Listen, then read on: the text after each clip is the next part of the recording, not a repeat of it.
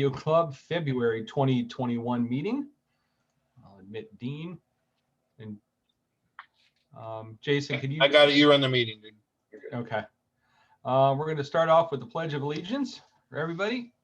If anybody wants to stand, feel free. I'll stand. I pledge allegiance To the flag of the United States of America and to the republic for which it stands, one nation, under God, indivisible, with with liberty and justice for all. Okay. Whoop. So let's move on to introductions. I'm Jack Kinney, N4KIN, and I'm the president, and I will let the rest of the board go ahead and introduce themselves. Good morning, everyone. I'm Alan Streitman, Vice President, W4UB. Yes, good morning. This is Dee Hooker. I'm the fairly new secretary. Good morning, everyone. Jeff. You're on mute, Jeff. Good morning. This is Jeff DeGrasse, wishing you all a great day today. I am your treasurer. Thank you. Good morning, everybody. Jason Esterline, N4BOZ, member at large. All righty, and now we'll go on to members and guests. I'm gonna call out Mark first. He's a new member who's joining us for the first time down here for the snowbird season. Good morning. Morning. Mark Goldstein, K8LSB. I'm down here for about 5 weeks. Brought my rigs and they've been on the air quite a bit already. I do have a request if anyone can help me. I discovered that one of my coax cables, the PL259, is shorted, and I wanted to get a new one that I can solder in, but I don't know if there's any place around here that I can even buy one. And I'm hoping maybe someone has one that they can give to me, and then I can replace it for them. So if anyone has a spare PL259, I'd really appreciate it. Hey, Mark, just contact me offline. I've got one. I'll be happy to give it to you. No replacement required. I think the guy who works at Ace Hardware in Palm Harbor was setting up. He had some radio stuff set up too up at the store nowadays. So I don't remember what. I think it's the one up on. Yeah, did he do that? I know he was talking about it. I think he did that. I think that's the one up on Alderman, if I'm not mistaken, in 19. He never came back and told us, though, if he actually did it. We encouraged him to do so. Okay, thought so. Very cool. That'd be nice. Okay, Jack. Well, thank you. Well, why don't we just go around the board? Henry? Good morning. I've got really nothing to say. I'm just staying healthy. Paul? Yeah, Paul Mead in Tarpon Springs, WA2DSF. And welcome, everybody. Pleasure to be here. Jerry? Good morning, everyone. This is Jerry, WR6N in Palm Harbor. And our member down south? Dave?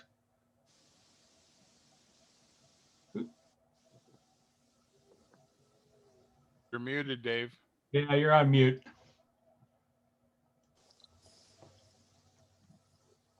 Still muted.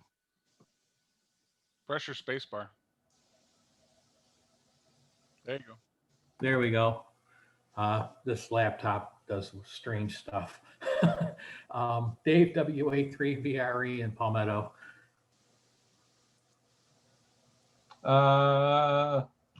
Original Ken.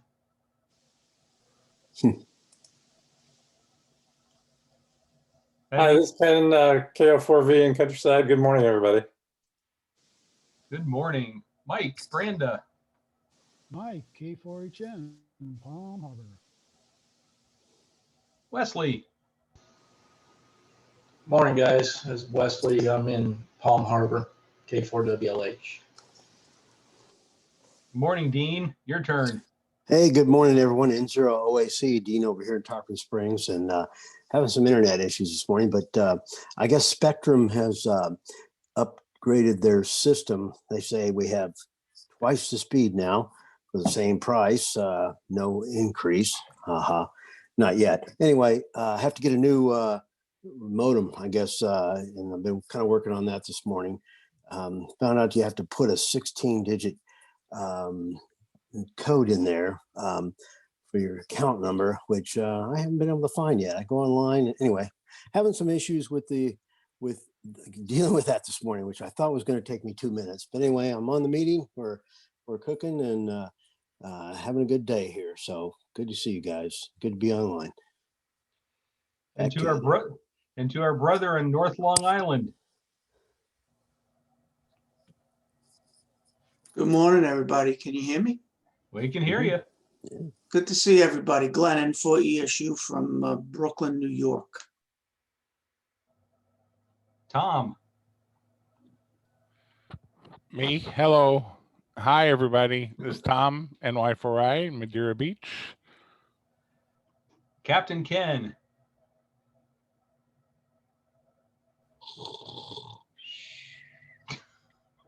He's probably smoking a brisket.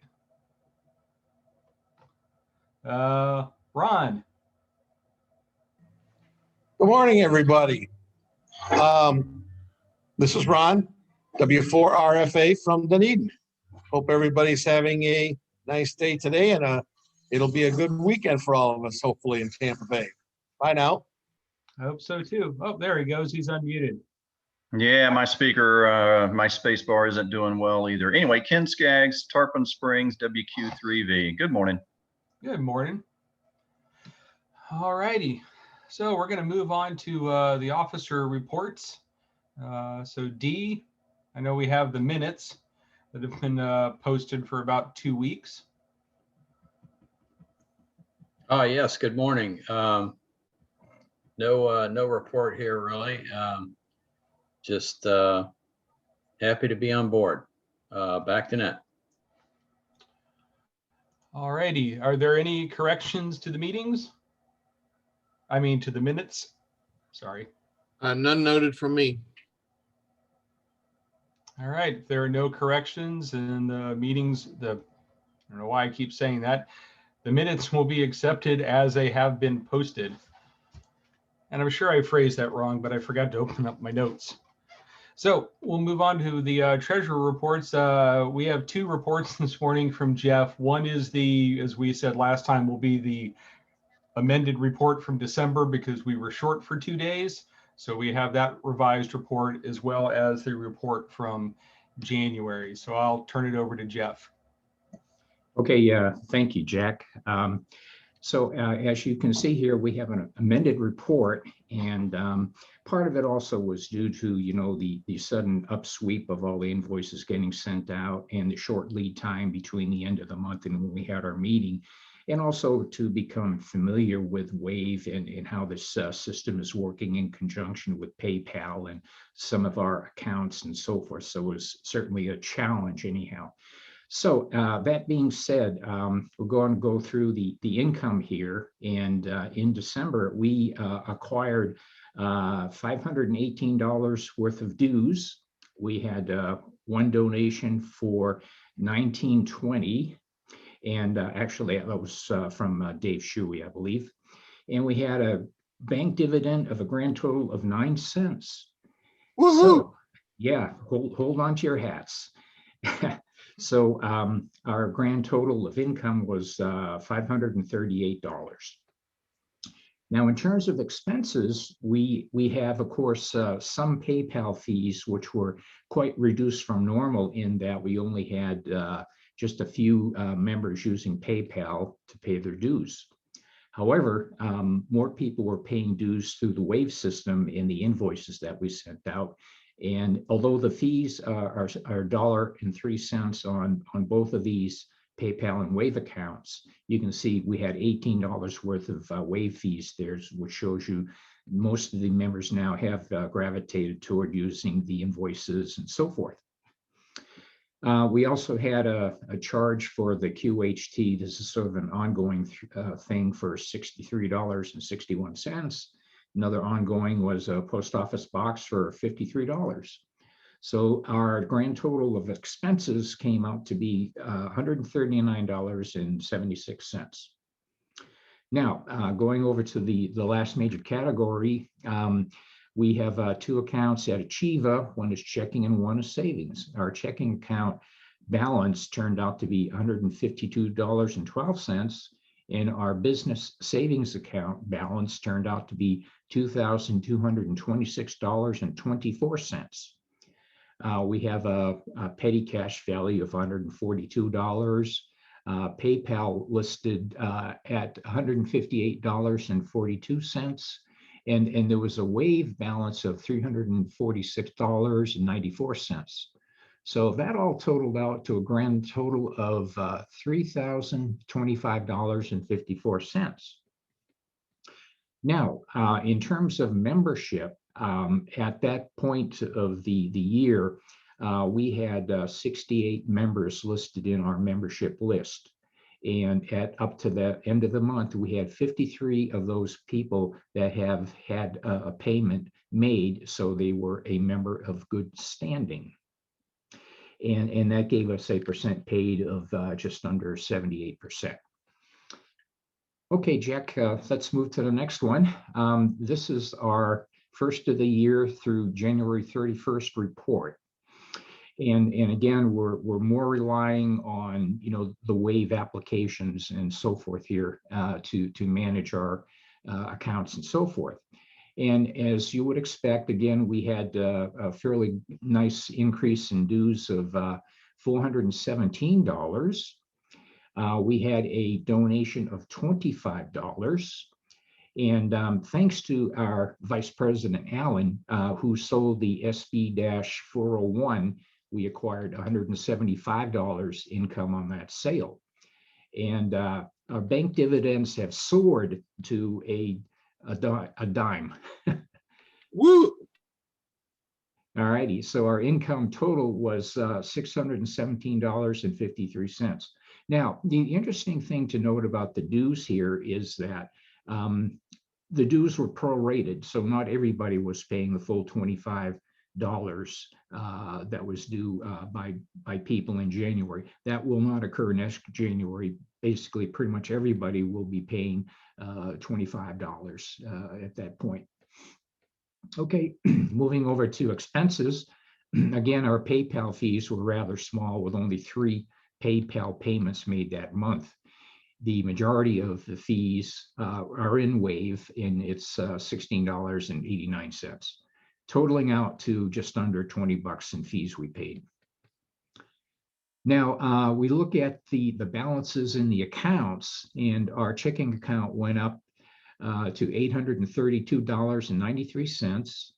Our Achieva savings came out to be $2,381.59. And both of these figures come directly from the PayPal accounts themselves. We still have $142 in petty cash, and PayPal listed us at $147.87. So you can see that our balance total is actually increased from the previous month. We now have $3,504.39. Now, in terms of membership, during the end of January, we went through our membership list and archived several people that have been delinquent in their dues. And so at the end of the month, we had everybody paid that is a member and is not archived. So we have 100% dues paid. So that's our state right now. So are there any questions or concerns? We're all on a fiscal year for the dues, right? Not Correct. Everybody's the same dates. Correct. Yeah. So rather than the scale that slid all over the place, this year we started with your membership runs January 1st to December 31st. So in December of this year, we will, at the beginning of December, we will send out invoices again for dues that'll be due by January 1st. And then we'll be on that normal annual cycle, which will make it a lot easier. I think it makes it easier on the back end for the club. And I think it makes it easier for all of us. We can just know that our membership's due in January, sorry. So quick question there. So as people, I guess I guess the way we'll handle it is if people join mid-year, right, then their dues are approximately $2 and some change per month. So if they join in March, they're, 3 months in, so they'd pay 9 months worth of dues. Is that correct? We How can are do we it to doing the that? quarter, estimate to the quarter, just to make it easier. Okay. Okay. Can I ask, go ahead, Jason, then I got a comment on that. Okay, so we're taking them to the most recent or to the next quarter. Okay. Yeah, what I was saying. Yeah, I think so. Instead of doing it to the month, which we did this year, we would do it to the quarter for new members joining. And it would just make it easier all around. Okay. I think we have to put a schedule on, we have to put something along those lines on the website, because if somebody joins mid-year, Yeah. they're we gonna, want they're, to be transparent. Yeah. they're gonna go over to PayPal and they're gonna pay $25 or whatever on PayPal. So then we're gonna end up carrying a credit. We may end up anyway for somebody who makes a mistake, but we should at least document it and give people the option to know that, hey, you can pay X amount.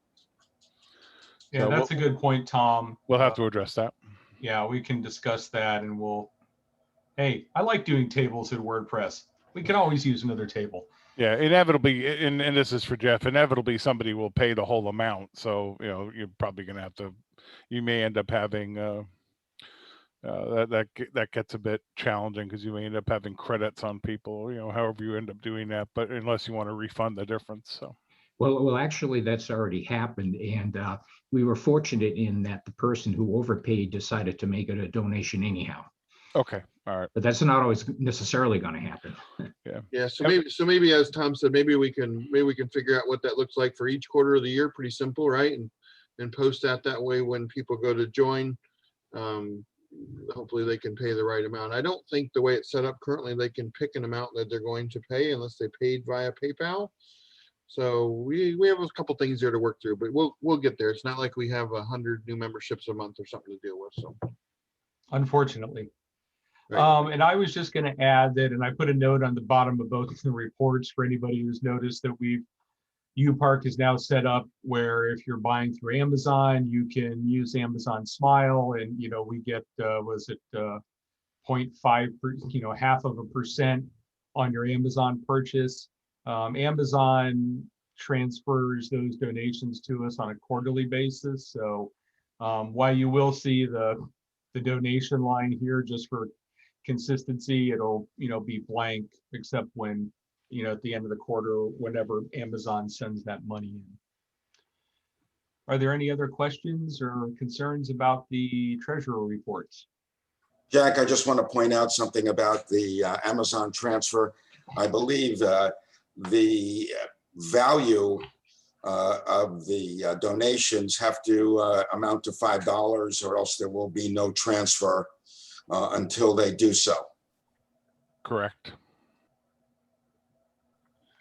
Very good. So folks, if you purchase a lot of stuff on Amazon, if you need the Amazon Smile link, if you don't have another cause that you're looking to support, we would love to have you. It only takes, for you to use the Amazon Smile link to get to your Amazon account, and then you don't have to do anything else. And the club can actually earn a little bit of money towards the coffers for purchases you're going to make anyway. It doesn't cost you anything more. So let us know if you need that. Otherwise, I do believe that there's a link on the website as well, isn't there, Jack? Yes, there is. Like the bottom of each page, I think, if I remember correctly, or some pages. So Yeah, and anyway, if you need it, let us know. I think you do have to go to smile.amazon.com when you go back to Amazon, rather than just the regular Amazon.com too. So yeah, I agree. You do. Yep, there is a link you have to use. Yep. Thing about the link is it automatically configures your charity to the Upper Pinellas Amateur Radio Club. So if you're inclined to take advantage of that, by all means, use the link, and we'll take you to Smile and configure your charity, as I mentioned, and everything is the same. All your previous purchase history is there.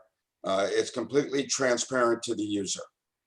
And Amazon is actually donating the money based on what you spend.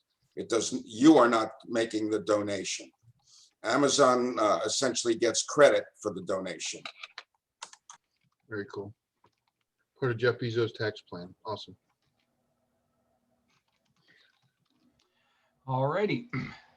So we're gonna move on to committee reports. Alan? Okay. Based on my experience and lack of feedback, the repeater is functioning normal. I believe HamWAN is functioning. I'm going to kick this over to Tom. Tom, I think we had a discussion not too long ago where you had a comment about that. And I don't know if you wanted me or someone to try and reboot anything, or can you elaborate on that? My memory's hazy. Sure. I can't talk to the HamWAN router anymore, which is the box up on the tower. So before I start investigating other avenues, like did somebody put something in the way, I need to just see if we can turn power off and turn it back on the on HamWAN. So next time, it's really a case of, I mean, we're not using it until we get in there anyway, but just next time we can get in there, we just need to pull the plug on the little PoE injector and wait 5 seconds and then power it back on. That's all. Okay, thank you, Tom. Yeah, and for everyone's benefit, the fire station is still closed to public access. Unfortunately, I can't get in there to do that. I'm waiting to hear back from the deputy chief on some other issues. So we'll take it from there when he contacts me. On the subject of Echolink, once again, that's tied to access to the fire station. As soon as we can get in there, we can set up Echolink. All right, on to Club Nets. All right, for January, we had 4 nets. Ron W4RFA had 16 check-ins. Jack N4KIN had 13. Jerry WR6N had 15, and myself, W4UB, I had 15 for a total of 59. The Club Net is held every Tuesday at 8 p.m. on the U-Park repeater at 147.120 megahertz with a positive 600 kilohertz offset and a PL tone of 100 hertz. After the net, we do a simplex rag chew on 146.575, and somewhere around 8:45, if we have enough folks who are going to be participating, we'll wander over to 7.282. That's 40 meters HF, and we'll continue the rag chew over there. We also try at that during this during the HF session to contact Glenn in Brooklyn. And based on bad conditions, that can be a challenge. So as a note, I am net control this coming Tuesday, and I'm looking for 20 check-ins. So I challenge you folks to get on the repeater on Tuesday and cover me up with check-ins. Okay. Jason's looking for a new record here. I'm looking for a new recent record. Absolutely. So. Anyway, check in. Cool. Yeah, okay, you know, if anybody's interested in becoming a net controller, please contact me. I think Jack has my email address in one of the slides. I think you showed that at the end, Jack. I do. Okay. I think you guys will find it rewarding. It's certainly instructional. You acquire some good skills that could be quite valuable during an emergency situation. So feel free to give it a try and contact me. We have a script and I'll be glad to help you in any way. Jason, we have lots of 5-month Tuesday or 5 Tuesday months. So the 30th in March is me. So we're going to certainly exceed whatever record you set, just to let you know. Challenge accepted. Thomas throwing the gauntlet down. I just threw the gauntlet down. You better get a lot because I'm going to get more. All right, sounds good. I like it. Let's do it. That I sounds. know you guys are not hooking up the Echo Link because you know that once you do and I become a net control operator, I will break all of the records that the measly records that you guys have set. Ooh. It is true, Glenn. through- We are discriminating. RF. I love it. All right, I like these kind of challenges. So let's do it. I like it, and it all has to do with, as Tom pointed out on the forum a week or so ago. We have a repeater. It costs money to keep it up. Lots of time and money have been invested in it. So # use the repeater. If you got your radio nearby, if you're going out, just throw your call sign out there, see if anybody answers, and let's try to get some activity going on the repeater again. I think on repeaters in general, kind of the way it used to be before the advent of cell phones. So just a thought. So moving on, social events. We have the weekly Traders of Trivia Net every Tuesday at 8 p.m. like Alan mentioned. Also coming up is the virtual QSO Today Expo, which is March 13th and 14th. And that's really kind of it on the social event front.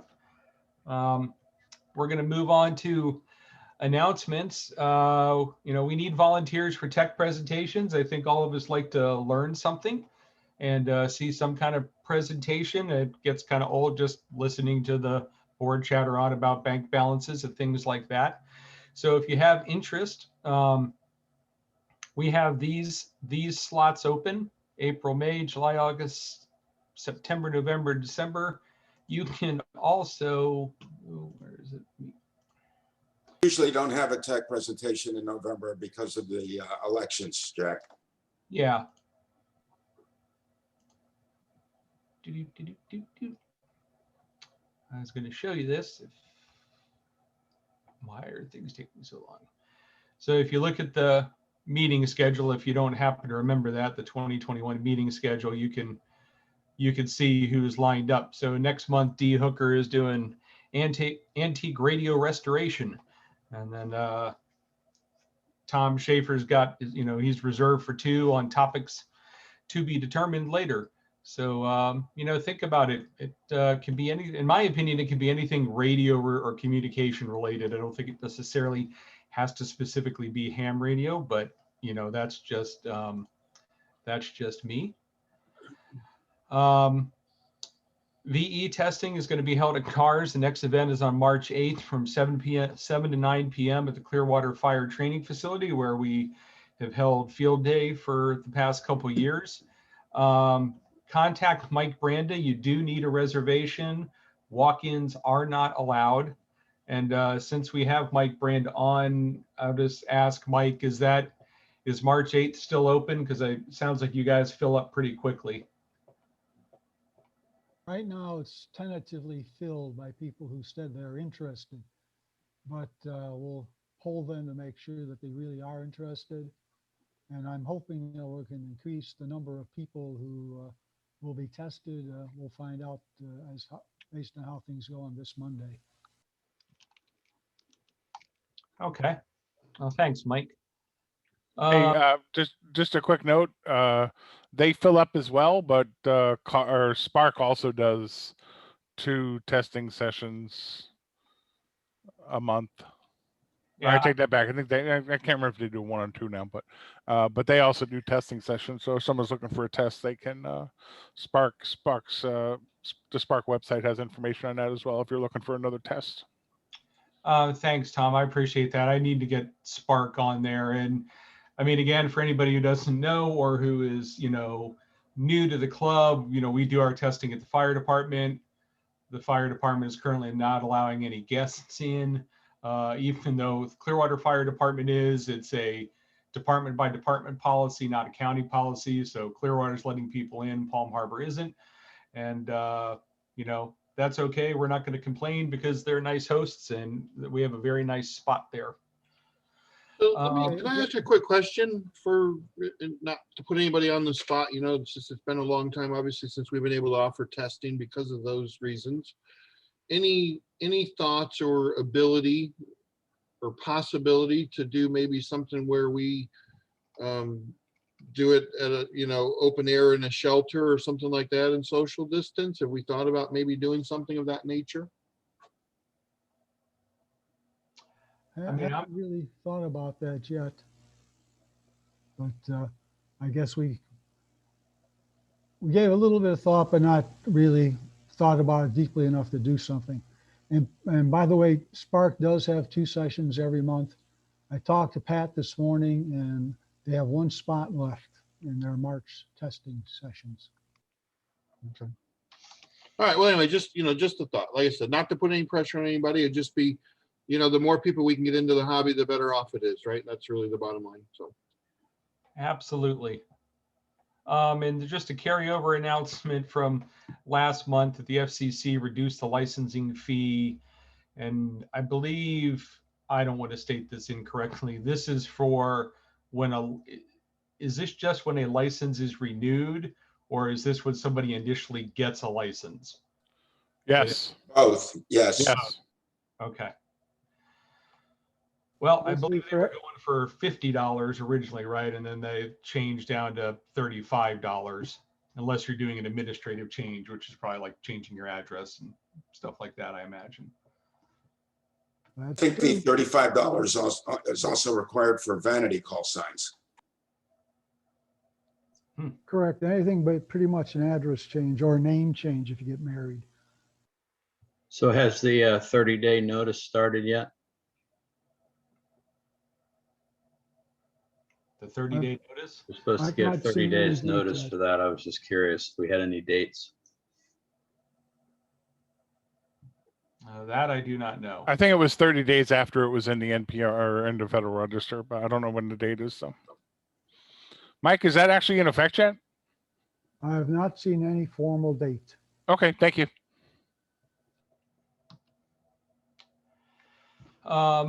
So Tom, who was just speaking, is going to be doing a session on related to Winter Field Day, calculating your score and submitting your logs. He's offered to do that on February 20th.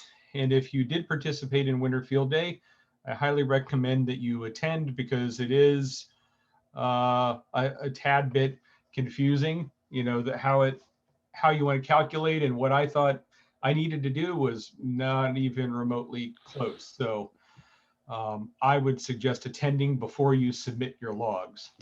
Well, it's confusing if you didn't use TR4W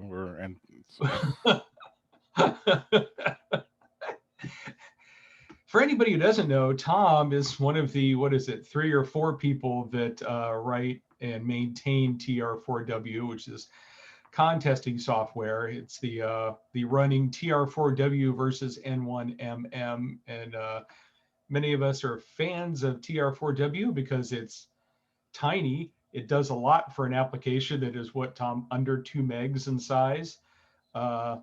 Its response is virtually instant, and just on the subject of FT8, integrating FT8 to use it, you turn on TR4W, which compared to N1MM it's a 40+ step process, and I have done, and it's really not pleasant. So you should check out TR4W if you haven't used any contesting software. That would be my suggestion.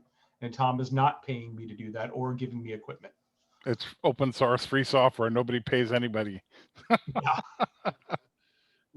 Yeah, I can say that, you know, not to bang the drum, but I've used both, and I think that N1MM works fine once you get it running.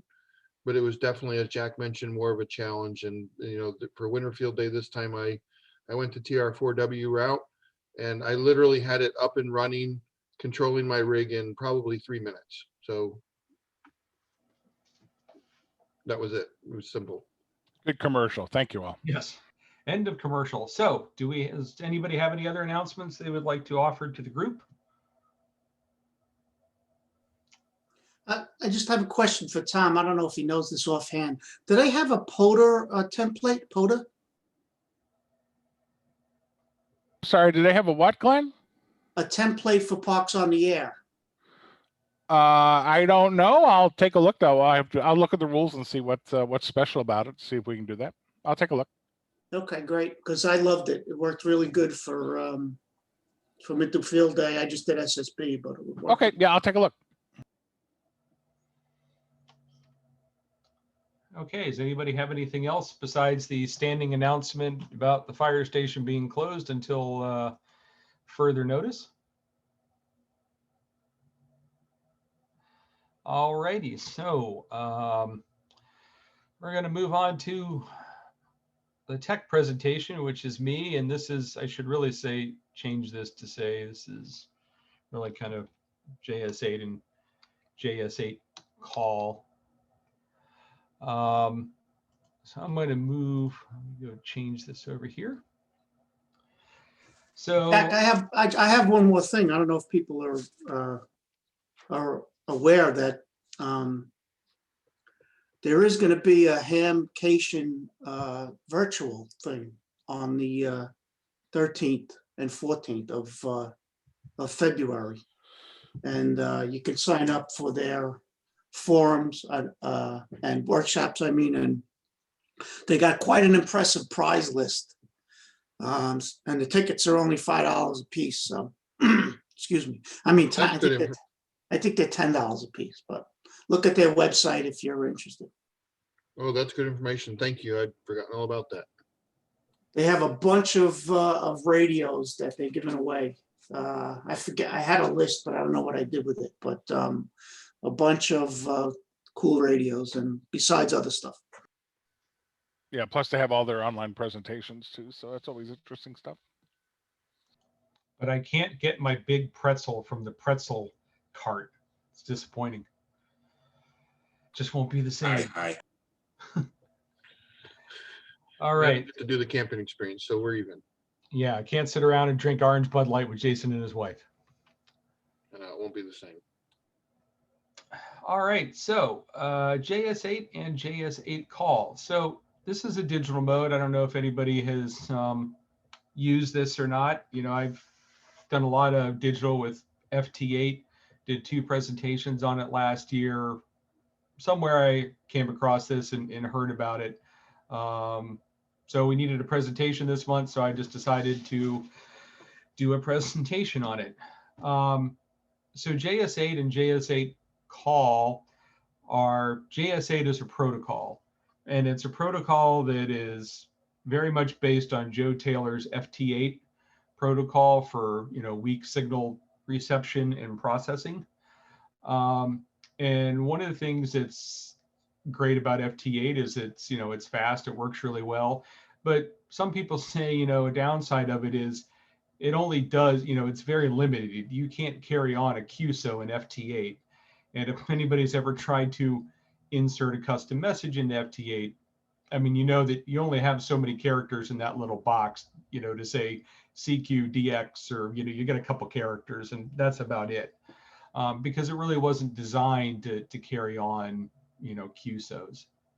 So a gentleman named Jordan Shearer went and took the FT8 protocol and made some modifications to it and did some kind of overlay that allows you basically to transmit messages and actually carry on a QSO. And then he went and created software called JS8 call. Anybody have any questions so far? Nope, interested though. All righty, so who is using JS8 or JS8 call? This is data from PSK, is it PSK info? Oh, PSK reporter from January 22nd from a 24-hour period. I was looking at the differences. So this is JS8 for a day versus FT8. So there's clearly a lot more people that are using using FT8 around the world. You can find JS8 traffic, if you do FT8, these frequencies look familiar, but yet a little off. So there are some predefined frequencies for using JS8 that are fairly close to FT8, but the bulk of the traffic is centered around 40 and 20 meters, and then also 30 meters has some. There are some differences. Clearly, this is not an exhaustive list, but in terms of mode, FT8 has its own mode that's recognized by ADIF. JS8 is a submode of MFSK.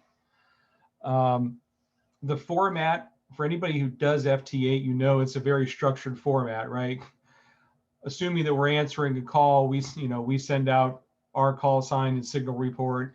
Other side sends their signal report back. We say 73, they say 73, and we're done, right? We're out of there. So, maybe a minute, sometimes faster, depending on where you fall in the timing to do an FT8 QSO. JS8, it's completely unstructured, right? So, you could say, hello, Bob's my uncle, and he lives in Manassas, Virginia, right? So how long the process takes really depends on what you're typing. One thing I've learned is there are some abbreviated lingos going on in JS8 call. Once you start using it and you realize that the message you typed is going to take your radio 2 minutes to transmit, you start figuring out how you want to kind of limit down what you're saying. Unlike FT8, when you send a message, FT8, right, you transmit and you listen, you transmit and you listen, and you bounce back and forth between that cycle. JS8, depending on the length of your message, it breaks it down into frames, and it will transmit a section and transmit a section and so your radio will transmit, stop, transmit, stop, transmit, stop until it gets through sending that message completely. So depending on how much you type, the duty on your radio is gonna go up. Just like FT8, everything is run in upper sideband. And from a logging standpoint, FT8 appears as FT8 in Logbook of the World and QRZ. JS8 in Logbook of the World appears as data, whereas in QRZ it actually shows up as JS8. Have any questions? Sure. I assume that because it's really computer to computer, it's just a one-on-one QSO. There's no way to do group QSOs. Well, I actually, you bring that up. I meant to go add this and I didn't. But there are groups, if you want to think like DMR, there are groups. So like if you are a fan of, if you grow up with 1980s era 8-bit computers like the Atari series and the Commodore series, there's a group called @retro, right? And you can, do messaging specifically to them. There is kind of an @all broadcast where you can broadcast to an entire group. And there are other groups out there. So when you want to send a message, you could send a message just to, I'm not going to say it's going to send a message to the specific group, but I think it helps the software maybe filter out things when somebody transmits and you kind of want to direct it to a specific group. I haven't done a lot of that because I've actually, by the time I did my FT8 presentation last year, I had already been doing FT8 for 3 or 4 months. I actually only had my first real JS8 QSO last night when I was doing some screenshots, and I inadvertently transmitted a message to a gentleman in Ecru or Ecru, Mississippi, that said, hey, what's your grid? And he's like, well, my grid's this, but it'd be nice if you'd introduce yourself. So he and I ended up having like a 30-minute QSO, which is the first time I actually had a real JS8 QSO. But to your point, Glenn, there are groups out there where you can kind of direct the message to them. So what do you need to get started? This is a slide from my FT8 presentation because all the basics are the same. Obviously, you got to have a radio, you've got to have, a computer, the JS8 call software, audio, patience, desire to learn, accurate time. Very important in FT8, very important with JS8 because it's using those same type of timing mechanisms underneath the hood. So with your radio, you need rig control, obviously audio in and audio out, however you facilitate that. Just quick trivia question. Anybody know what that picture is from, where it's from? I mean, I'm assuming it's from W1AW, which Is it? It It says is so, but yeah. W1AW. Yeah, I know, it does. Which I is, thought that was your house. yeah. yeah, this is really Tom's garage at his new house. You see all those racks? They're Harris racks. Those are RF racks. Those, when I was there, those were all Harris. They had all Harris transmitters in there, but they've since gone over to amateur transmitters because those actually work better for them. So Yeah, I actually listened to a podcast recently where the station manager from W1AW was on, and yeah, he talked about that exact same thing, Tom, and he mentioned that they kept the racks. yeah, that was on Eclectic Tech. That's a fantastic podcast. So Yeah, that is, and yeah, I really like that one. And also, just as a side note, the ARRL has a new CEO, and not that I'm normally out doing advertisements for the ARRL, but the new CEO, he's got a lot of ideas. He's a younger guy, and he really seems to want to bring the ARRL up into the modern age and rework Logbook of the World and make it better. And I hope that that's going to, improve some things and modernize the ARRL. And there's a number of interviews with him out on YouTube and stuff like that you can see, and you should check it out. For your computer device, again, you just have to be able to run the JS8 call software, do your rig control. Again, you got to have audio, however you're going to get that done. Accurate time, you need to make sure, your time on your computer really needs to be accurate. And if you're not synced with an NTP server somewhere, you really should look at methods to do that. Myself, I use Mindberg NTP, and I think I use that because there's a guide called Getting Started with FT8 written by a gentleman in New Zealand named Gary Hinson. And I think in his guide, he talked about Mindberg NTP, but you really want to have accurate time when you're doing the digital modes. And then obviously you need the software. To the best of my knowledge, the only software that does this is JS8 Call, which was created by the author. Unlike FT8, where there's a couple different packages you could use, best I can tell, there is only JS8 Call. And the nice thing is that you can get it for Windows, Mac, Linux, and run it on a Raspberry Pi. Actually, the gentleman I was talking to in Mississippi last night, his whole JS8 system runs off of a Raspberry Pi. So what does JS8 Call look like? And so this is JS8 Call, and it's definitely a different look from say WSJTX. Your rig control is up here. So when you want to change predefined frequencies, you can just click on the frequency. You get a drop-down list, and you can choose the band you want. If you want to change your offset, you can grab this red slider and slide your offset around, or you can click this and type it in. There are notes where they say they don't want your offset to go below 1,000 hertz. That's why you kind of have this yellow area over here. You really aren't supposed to go in there unless, I guess what I've read is you have no other choice. But band activity, much like like FT8 and WSJTX, you get messaging that you can see going on. This is directed activity.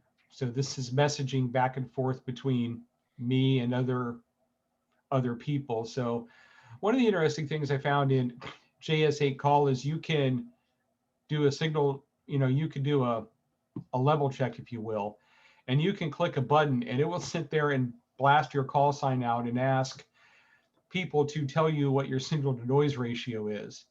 And you just click a button and then you just start getting reports from all over the place. And that's what these are, right? So this call said I'm, -6, -10, -13. Here's somebody calling CQ. And that was, it's kind of interesting because in FT8, you would have to go talk to 20 people to kind of figure out where your signal was around the country. This is just kind of a neat feature. There is also a feature where you can tell it, the software, to automatically respond to those requests. I have mine turned off because your radio might be pretty busy with a bunch of people doing this and constantly transmitting a response, but that's a personal choice. If you wanted to type a free form message, you do it down here. So here I typed good morning and thank you. Now you notice it's crossed out, and that is because that means that the message has been sent. So, if you type the quick red fox jumped over the lazy brown dog, or however that goes, when it gets broken up into frames to be sent, you will see this line move across your message as the parts of the message are sent out. So as I was saying, how long it takes for your message to go to the intended recipient all depends on how much you typed. All right, so if you just type N4KIN EL88, that's a pretty short message. If you type my name's Jack, I live in Palm Harbor, 20 miles west of Tampa, south of Tarpon Springs, in Pinellas County, yada, yada, yada, your message gets longer and it takes longer to send. This is the list of all the calling stations that you're hearing, that the software is hearing. If you see a star next to a call sign, that means that both you and that station hear each other. So that would be kind of like if you do FT8 and you use PSK Reporter, where you get the little flags where it says, 1 minute, 2 minutes, on the remote destinations to know whether or not somebody actually heard you in addition to hearing them. So that helps you identify. Oh, see, here's a good example. I have the JS8 software running on another window, and right here, that's somebody's requesting a heartbeat check and signal check. I'm just going to say no for right now. Over here, you have your receive audio indicator. Mine's flat because at the moment over here, my radio is transmitting when I did the screenshot. But you get a waterfall just like you do in FT8. You have control of your transmit audio level over here. Decide whether or not you want to transmit or tune, or whether or not you want to do a log entry. So one of the things that they have is what they call directed commands, which are basically just canned messages. And these get down into some of these abbreviations. SNR, what is my signal report? What's your station information? And you can go in this box, and I'll show you this in a minute, right click, go to directed messages, pick the message you want, and it automatically sticks it in for you. Whoops.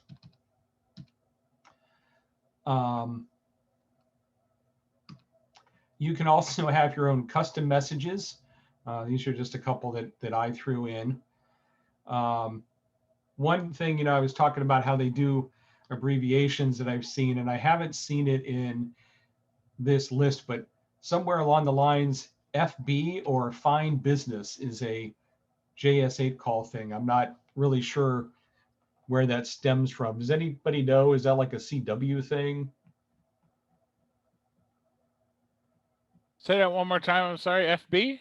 Yeah, FB, which that translates to Fine Business. Yeah, that's from CW. That's an abbreviation. Okay. That means okay or good. So as I said, if you decide to go try this out, when you type a message and you watch your message going and your radio transmitting, yeah, I can see where people want to, abbreviate since it's not instantaneous. As I was saying, the JS8 exchange, it's not structured like FT8. There really is no structure. So you can carry on a full QSO. And this is actually a screenshot of the QSO I was having with a gentleman in Mississippi, last night. The red lines are me talking to him, black lines are him, talking to me. And this went on from, started at 128 UTC and we ended at 157 UTC. I mean, this is, other than the one message where he gave me his grid and said, hey, you want to introduce yourself?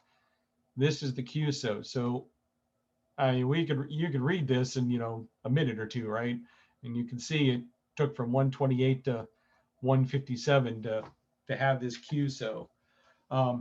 So if you're looking for speed, JS8 JS8 is not your friend in that regard.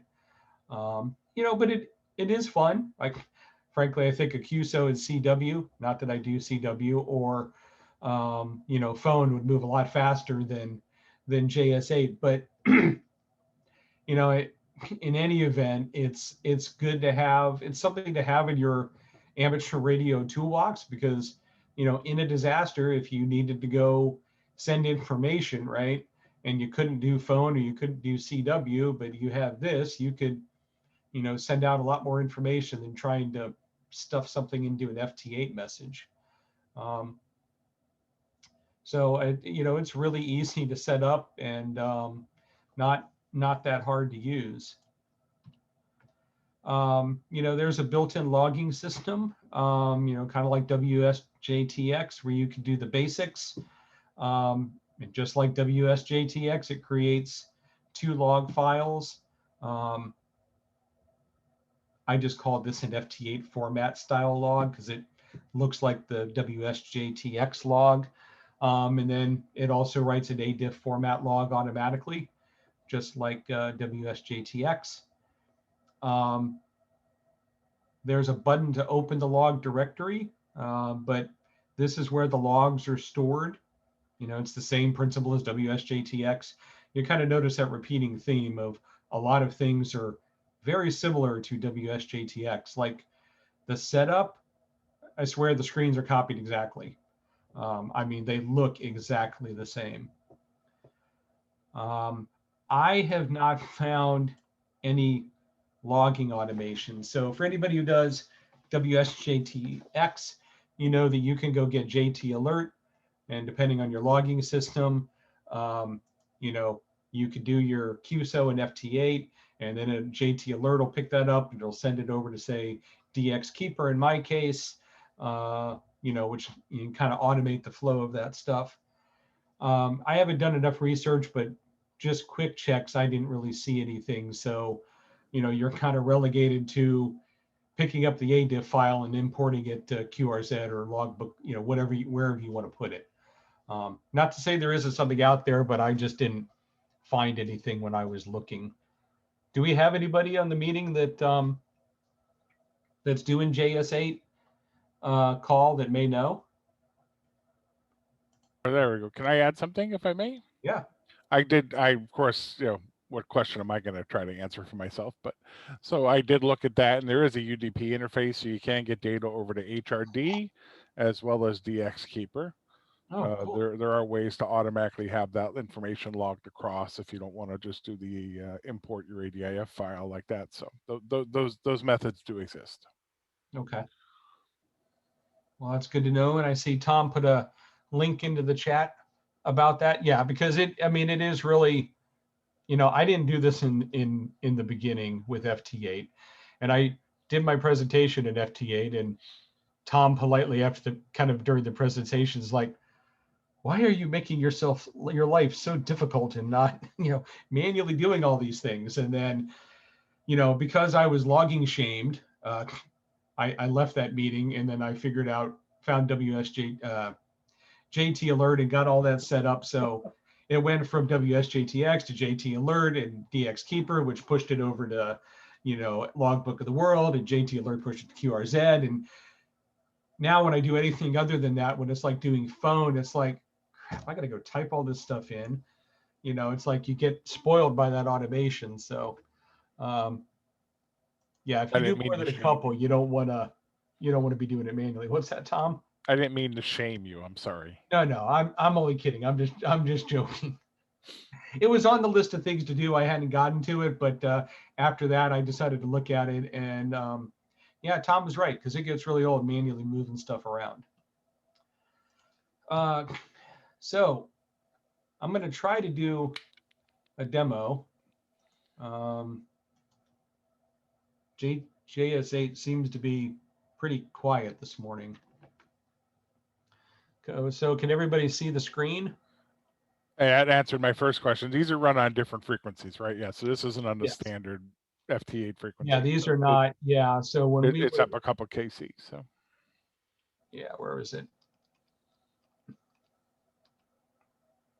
So these are the frequencies that it uses. Okay. So, some of these, like, this would be 7074 in FT8, and this is 7078. Oops. Go. So I'm just going to do, I'm going to do a what they call it a heartbeat check, which is your level check. So Glenn, this is the, when you were talking about groups right here, this is the all call group.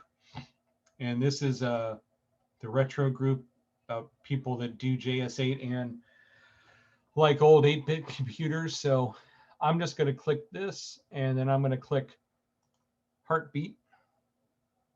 So here in a minute, once this passes, this is going to turn red. hey, while you're waiting for that to come back, do you have the way to tell when you run JS8 to tell it don't respond to heartbeats? In other words, I don't want my transmitter to suddenly come on by itself? Because isn't that what's going to happen if you don't do that? No, you have to, from what I've seen, you have to enable that option. Okay. So what you get okay. is, okay.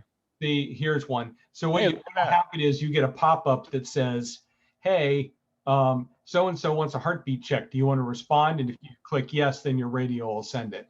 And if you click no, yeah. But if you have that thing automated turned on and you get 50 people out doing what I just did, your radio is going to be talking a lot. That's a great way to check antennas too. I mean, you don't know where they are, but you can look them up or what grid they are. So, because you can see your signal report at all those different stations. That's fantastic. Yeah, and if you think about it, right, in FT8 you get the same information, but I'd have to do 5 FT8 USOs to get this. And the turnaround of this, if there's people on, is it's probably because they have the software set to automatically respond. But here, these people can actually hear us. This is the gentleman that I spoke with last night. Notice his call sign looks like Weasel, and it might have something to do with the fact that he likes ferrets. This is just something that I learned. Let me see. So when I click here, whatever I type here is going to be sent to him. So good morning. Doing demo. How are you? And I was telling him that I was going to do a demo, and he actually asked if you could get or I was doing a presentation. He asked if he could get a copy of the presentation. I had kind of told him, well, I'll have to see if we record that. So, again, now right here, so it's telling me that it's going to take 30 seconds to transmit my message. And you can see it counting down. And as I was talking about, here goes the line, right? So as it's transmitting portions of your message, it's telling you which parts have already gone. So we're down to 14 seconds. So just a quick thing, from a technical standpoint, so there's a set amount of payload in an FT8 exchange, because it's still using FT8 underneath. So all that's really doing is breaking your message up into multiple FT8 packets, if you will, right? Essentially, yeah. Yeah, okay. And then I didn't get down into the bits and bytes of it, but he wrote some kind of, they call it like the RF layer to deal with the messages. So he's got something that's overlaid on top of it. You find two things. If you look at Task Manager, two things running. Come on, computer. Yeah, this is what's called this. This is the session layer in the OSI model, if anyone's familiar with that. So this is just the session layer on top of the protocol he's adding. So, well, for some reason it's where did my I think he also added some stuff about being able to relay through other stations to get your message to a third party. Okay. Yeah, that is true. Yeah, you can. It supports relaying. You can actually kind of leave a person a message, right? If they're kind of not offline. And then when they pop up, they'll find out that they kind of have a waiting message that they can go retrieve. Well, so far I'm guessing he's not there because I haven't, he hasn't responded yet. But what ends up happening is you'll see it over here in the band activity, and then you'll kind of start seeing your message appear up here as it gets transmitted. I mean, I think my favorite thing, like, Tom was, noted, is that being able to do that signal check and get a number of responses from anybody who's listening really quickly is a pretty cool feature if you use it for nothing else. But, being able to send a message if you don't feel like talking to somebody, or you don't know or want to do CW, then, this is an option. It's just kind of, it's a little on the slow side. It's like the real old days. I have not done like RTTY, so I can't compare it. I don't know, Tom, do you have any kind of? I'd say RTTY's probably faster. But you got to remember though, it's not going to get the signal through, and you can. There's you're never gonna work somebody who's at negative 23 dB in RTTY. That's never going to happen. So yeah. So that's you get the benefits of the FT8 protocol with its incredible weak signal ability. So that would never happen with RTTY. RTTY, if you're not running 1500 watts, you're not talking to anybody. So that is true. Also, I hear. Hey, Jack, is it rude to use a high power on these digital programs? I remember there being a conversation about this. I know in Gary Hinson's guide, I think opinions differ. Some people are like, you just use whatever you're allowed to legally use. And then some people say, you really shouldn't go above 100 watts or maybe even lower because it's weak signal. So hence using a lot of power defeats the purpose of weak signal. But as with anything, our rules specifically state use the communication, only use the amount of power you need to conduct a communication.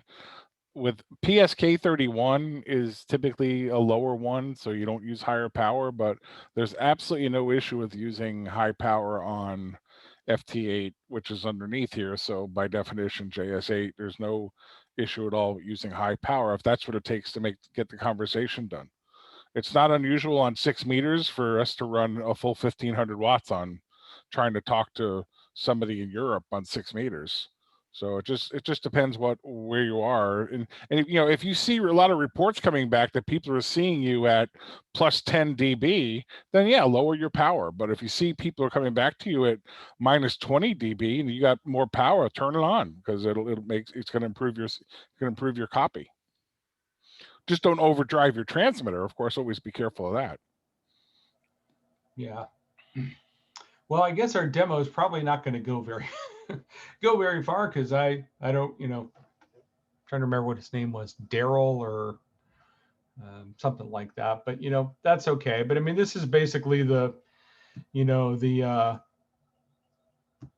gist of JS8 call.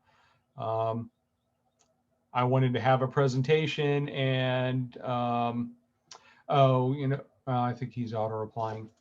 I'm going to keep tinkering around with this here and there, just to get a little more familiar with it. But if you're already doing FT8, this is like piece cake setup. I mean, basically turn off WSJTX or whatever you're using, install this, turn it on, just run through the settings just like you do a WSJTX, and you'll be good to go to try it out.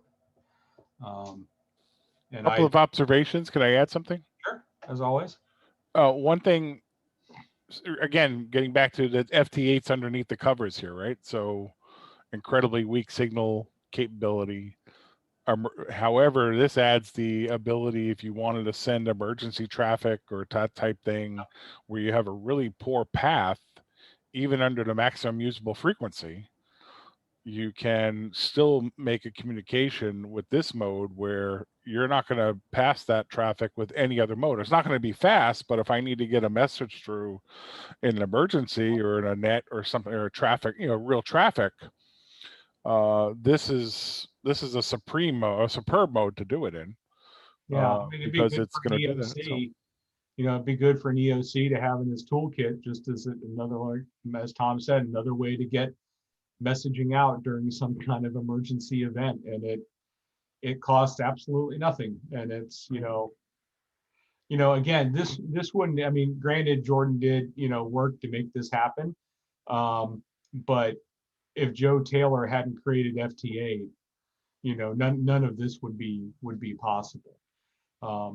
So I don't know how people that do transformational things in amateur radio are memorialized, but I think for what Joe Taylor did, maybe there's a statue somewhere or a bust at the ARRL. I don't know how that goes, but very, very handy to have. That's why I asked the question earlier about multiple stations. It would be cool to do like a little net if you could, I don't know if that group function would work, but it would give us all an excuse for those of us who eventually want to get it to try, if we schedule like something a month out for a Saturday morning or something, and everybody gets to set it up and play with it ahead of time, and then we try to get a group conversation going. That's a neat idea. That'd be cool to do. Yeah, I'd like to do that. Yeah, we'll talk about that. Hey, by the way, the guy's not an egomaniac, just so you know. Jay, he originally named this program FT8 Call, but Joe Taylor asked him not to do that. Yeah. To not have any confusion, so we just named it JS Call, which were his initials. So, Jack, this is Neil Roman. Can I ask you a question? Yes, sir. I'm new to the club, so I'm just trying to pick up on all this kind of stuff. Would you go back to that demo display? Oh, sure. If you wouldn't mind, I'd like to understand a little more what the waterfall is telling me. Well, I will tell you that I am not a waterfall expert, but basically this is showing you where the radio and what frequency is, where signals are. And I know that's a really poor way to describe it. Is there anybody that can describe that better than I just did? Because mine's terrible. Yeah, the yellow blobs are where there are signals. You're right, and it just kind of gives you almost like a spectrum analyzer kind of thing. Is who's talking on where. Yeah, it helps you they help you visualize the spectrum.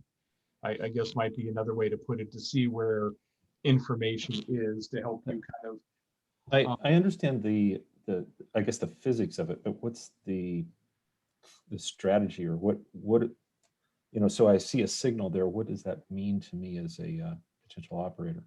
well, for example, if you were going to transmit, you probably don't want to put your cursor right over another conversation going on. You probably want to shift off of that, so it gives you an idea, because you're looking at the passband, right? So that would be, you're on the exact frequency, so you're at 7078 plus that guy right there is at 7078 plus 1500 or 1.5 kilohertz. So when you're transmitting, even the little ghost signals, the weaker ones over there, you see the ones that's a little lighter, that's just a weaker signal than the one that just went away. So you would just want to put your transmitter somewhere else if you were just calling CQ, for example. Yeah, so you could just, pick a spot like here, now my offset's 1199. If you wanted to you know, make it a specific number, you can do that. But yeah, you know, it helps you because like Tom said, and I think especially with this too, because unlike FT8, where there's kind of that cycle of transmit, listen, you know, you don't want to be transmitting over top of somebody if you can avoid it, because that causes them problems. So I guess if you're being a really good steward, you know, you essentially run like a split mode where you try to find a clear offset and transmit on that, and then you listen where, you know, on the frequency to hear the messages. So you're receiving and transmitting on two different frequencies. Not necessarily. You could, but you don't have to do that, but it can receive anything in that entire waterfall, that entire passband. But so it'll transmit wherever you do it. And you know, it's not like if you see somebody, you have to go click on that one to see them. I don't believe in this program, but yeah. So yeah, but I mean, you could, Glenn, but you don't necessarily have to be. You could be receiving and transmitting on the exact same frequency because the other guy's not transmitting at the same time you are if you're talking to somebody. So that little 1200 hertz underneath the frequency, that's telling me that I'm transmitting a little off from the main frequency, right? Right. Yeah. You're at 7079.2. That's technically what your frequency is. What the transmit frequency is. Right. Right. Yeah, because it's just shifted a little bit. And that sometimes you'll see the logging programs. Some logging programs will actually show that. They'll show your transmit frequency as the base frequency plus the offset or wherever you were in the waterfall. But some will do that, some won't do that. But yeah, so what you're seeing, and you know, that's probably the biggest thing to take away from the waterfall, other than hey, there's activity, and what's the relative strength of them is just so you know where somebody is, and that applies in FT8 as well. If you can shift off a little bit and transmit in a clear spot, there's more of a chance of the other guy hearing you.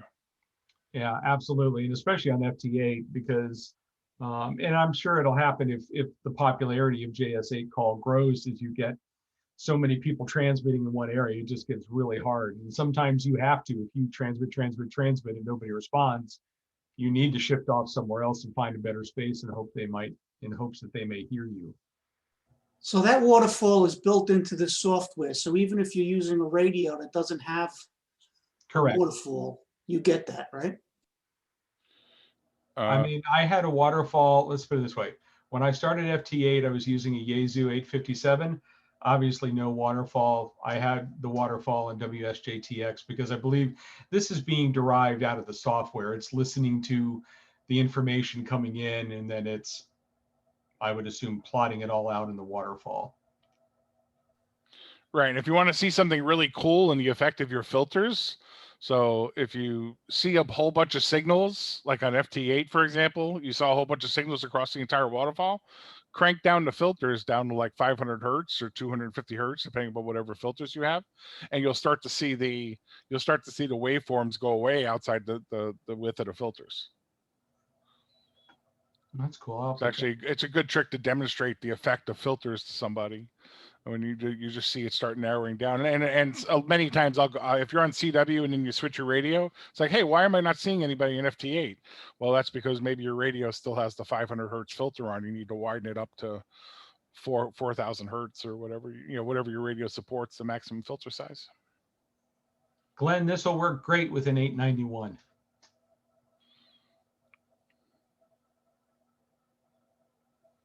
That's a Yaesu radio, right? Yeah, it's the very popular for portable operations. Yeah, it's like the modern equivalent of the 857D. It's the thing that I like about it is it has a much better display than the 857 and the 857D.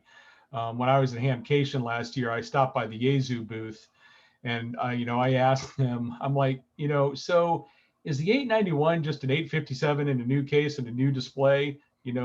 And the guys there that were definitely looked like they'd been around for a while basically said, inside it really isn't that much different from an 857. Hey, Jack, so how would you respond to that CQ right there? What do you just double click on that CQ? Ooh, where'd it go? Oh, what happened? Oh, it just disappeared on me and I didn't catch. Is that how you would do it though? We just double click on the CQ? You just, well, I mean, for me, I just come over here, click on the call sign, and then it changes my directed message to go to that call sign. that Okay. You know, I mean, well, down there, you like in the buttons, you have CQ, you have reply. Couldn't you, do you have like a reply, a standard intro reply set up that you can then get into the conversation after you send that, or? well, we can try it. Where did he go? Actually, like I said, I haven't clicked that button. Yeah, click on, just curious, click on that if you don't mind, see what it does. Oh, CPY. So that's the equivalent of the directed message of. Right. But that gets you going, and then once he comes back to you, then you can do whatever you need to.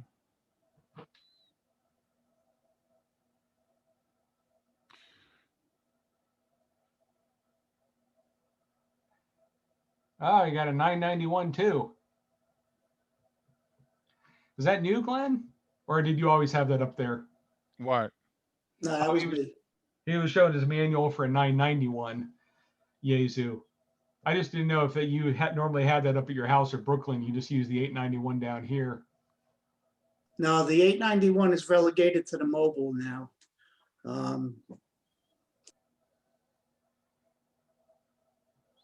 Okay, well, he went away. All right, I was just curious how you respond to him, because that's obviously what somebody's want to do. So I'll go post this on the club website. Here are some links about, where you can find the software. This is Jordan's Getting Started guide. Just like FT8, there's a Google discussion group. And this is also a design document that gets more into the nuts and bolts from Jordan about what he did to make this work, if you want to understand the underlying mechanics of how it's working. So since you can do customizable messages, was this allowed during Winter Field Day? No, Winter Field Day, and I'm kind of confused by this, Tom, because the Winter Field Day rules say that there's no digital allowed, but it seemed to be like in the Calibro file that I saw somewhere where they talked about like digital mode or FT8, but the rules didn't allow digital, correct? No, the rules absolutely allow digital modes. It doesn't allow FT8 or FT4 because the prohibition is simply this. And JS8 call was, people were using it during Winter Field Day. The issue is you need to be able to send. It needs to be a conversational mode. So RTTY, PSK31, JS8, and their idea is that since Winter Field Day is an exercise for emergency preparedness and whatnot, that you couldn't use FT8 to do emergency traffic, but any mode, digital mode that you could, CW, RTTY, PSK31, this. It is fine. So there were people making contacts with this in Winter Field Day. So in theory, when the clubs do another event, we could have a separate station that does just this, right? Or at least for Winter Field Day. I don't know about what happens at ARRL Field Day, but that would be pretty cool. Yeah, well, ARRL Field Day allows us. They allow us to use FT8 and FT4, so we'd probably do that. But yeah, nothing says you couldn't do this as well. Yeah.